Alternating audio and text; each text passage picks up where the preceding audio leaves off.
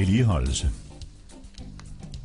Det er vigtigt, at danfugesandet ikke forurenes med organisk materiale, som f.eks. muld eller lerjord. Det er derfor en god idé at feje belægningen og jævnligt tilføre lidt nyt fugesand i overfladen, hvis fugen fortsat skal fremstå lys og ren. Fugesand leveres i 2 forskellige typer. Det fine herregårdssand med en kornkurve på 0-1,5 mm er til arealer med herregårdsten og andre typer belægninger med smalle fuger. Og den lidt grovere allround-sand med en kornkurve på 0-3,5 mm til arealer med betonbelægningssten med fugeknaster samt naturstensbelægninger. Danfugesand er til dig, der ønsker flotte fuger.